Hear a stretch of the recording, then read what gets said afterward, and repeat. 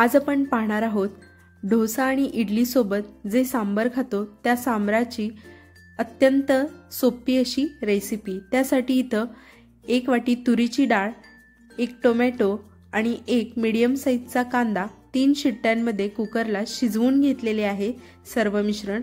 त्यासोबत लहान 1 वाटी लाल भोपळ्याचे काप इथे चिरून घेतलेले आहेत, ते सुद्धा कुकरच्या 2 शिट्ट्यांत ते शिजवून घ्यायचे आहेत।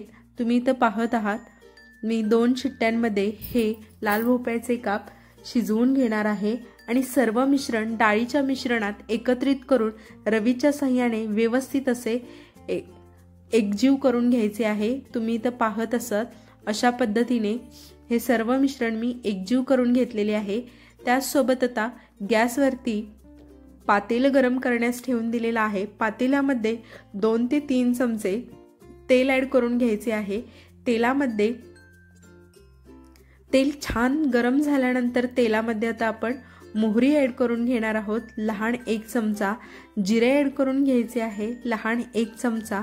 त्यासोबत काही कढीपत्त्याची पाने इथं मी ॲड करून घेतलेली आहेत। सोबत तडक्याची जी मिरची असते ते 3 ते 4 मिरच्या इथे मी ॲड करून घेतलेले आहेत। सर्व मिश्रण व्यवस्थित असे एकत्रित करून घ्यायचे आहे।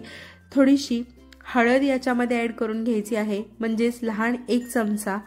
लाल तिखट आपण साठवणीतले इथे मी ॲड करून घेतलेले आहे, ते चवीनुसार 1 चमचा ॲड करून घ्यायचे आहे। सांबर मसाला मोठा 1 चमचा मी इथे ॲड करून घेतलेला आहे, तुम्ही इथं पाहत आहात।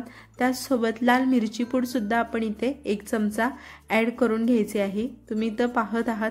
हे सर्व मिश्रण आपण व्यवस्थित असे तेलावरती परतून घ्यायचे आहेत।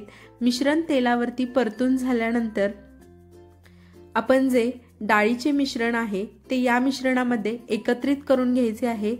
तुम्ही इथं पाहत असाल अशा पद्धतीने चवीनुसार मीठ मिक्स करून घ्यायचे आहे आणि या मिश्रणामध्ये चिंच आणि गुळाचा जे इथं मी पाणी करून ठेवलेले अर्धी वाटी ते पाणी मी इथं ॲड करून घेतलेले आहेत। वरून कोथिंबीर ॲड केलेली आहे। खायला तयार झालेले आहे सांबर।